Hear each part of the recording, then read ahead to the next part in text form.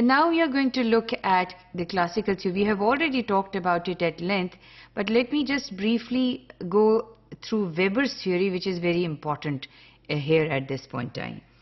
Now, Weber and Taylor and Woodrow Wilson, they dominated the thought, the administrative thought, the theory during late 19th and early 20th century.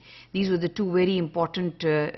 So we know that Weber is very important in the sense because Weber's theory of bureaucracy is important. It structured the theoretical principle and model of public administration. Now, what did Weber's theory is the ideal type of gives the ideal type of bureaucracy, and it tells us that how a bureaucracy should be structured. It tells that it should be hierarchical in structure. There should be permanent civil bureaucracy, and this bureaucracy should be neutral, and it should be only implementing policy. They do not have any role in policy formulation. So bureaucrats should be neutral as far as it is possible, and this is what this particular thought, it continued for a very long time.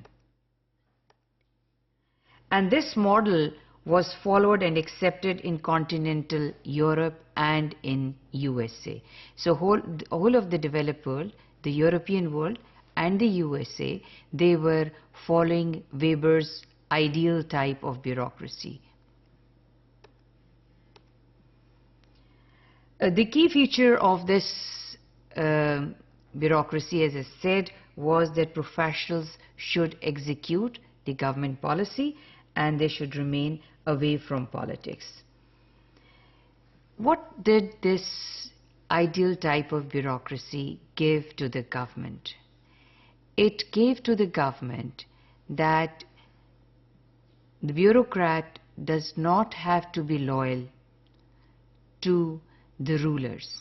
The bureaucrat is loyal to the government, which is an elected government, and it represents the legal or legitimate government, unlike in the previous days when the bureaucrats or the civil servants were loyal to the king.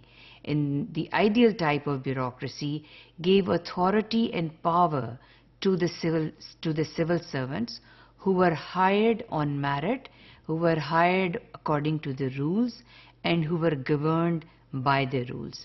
So this is something that we see that in the spoils system that we mentioned in the very beginning, that the United States bureaucracy was reeking with corruption, was full of corruption and inefficiency.